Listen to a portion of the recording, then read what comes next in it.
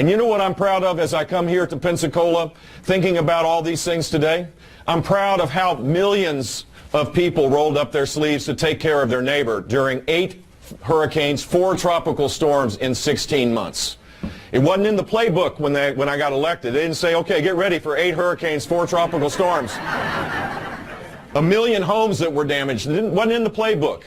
But I'm so proud of the dedicated public servants at the local and state level that did what you expect people to do when they truly need the help of government. In Florida, we delivered. And I'm proud of the fact that the sheriffs, the National Guard,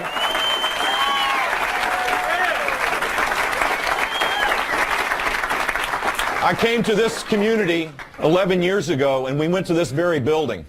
And I saw that it wasn't the right way to have special needs shelters and shelters. And so what did we do? We expanded the shelters, safe shelters in this state, thanks to the Florida legislature, Don, and many other people. Over 1 million shelters spots were created. We increased our building code so that we could have safe places the next time storms came in.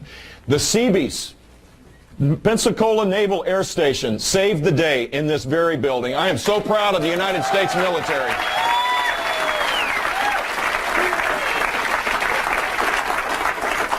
I don't know about you, but when I got briefed about the Escambia schools, and the superintendent was saying, look, we have a bunch of old schools. This is an older community. We're not going to be able to get up and running until January. I didn't accept that. Nor did you. And the net result was that they fixed these schools and they were open in October, and kids actually did better during the Hurricane Ivan year on the test scores because people had a purpose in their lives. They were focused on taking care of their kids. Your newspaper that from time to time editorially didn't say nice things about me, as I vaguely remember. I'm sure they're a lot better now.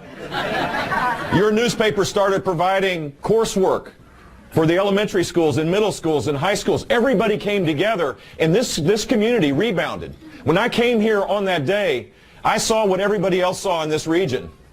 Pensacola Bay with a causeway that was not complete. Imagine the power of a storm, the storm surge lifting up tons and tons of concrete and putting it on the bottom of the bay. People said we could never get that bridge back up. Well, you know what we did? We created a contract that said, you're damn right we're going to get it up. We're going to build it. And you're going to get a bonus. You're going to get a bonus if you do it earlier. And guess what? They got a bonus. And this community was put together because instead of having to travel an hour and a half around, all the way around from Santa Rosa County back to downtown or vice versa, we got back to normal quicker. I'll never forget going to the Santa Rosa County Emergency Operations Center, and I met 3 of the county commissioners there, all of whom, 3 of the 5, completely had their homes damaged, completely wiped out, completely gone. They weren't bemoaning the fact that they had lost their house and maybe most of their net worth. They had their sleeves rolled up to take care of their fellow citizens. This was a trying time, but it was an inspirational time for this community. And I'm proud of how you all behaved, and I'm proud of how the state responded. We're now at the 10th anniversary of Katrina.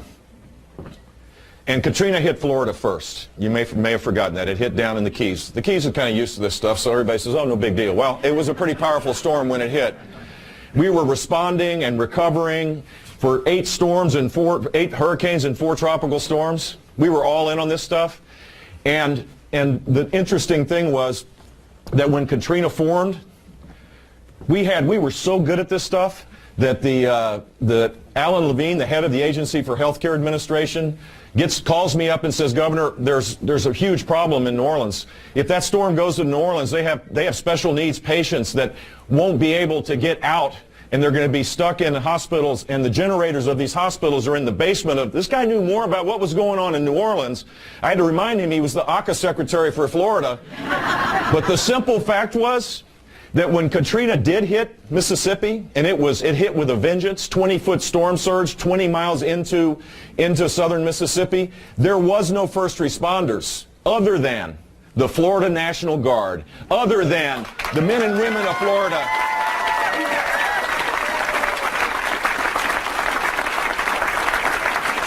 Because they were in the Tallahassee Armory heading west to take care of you all. And the net result was the storm waggled back to the west. And I said, keep going. We'll figure out how to get reimbursed later.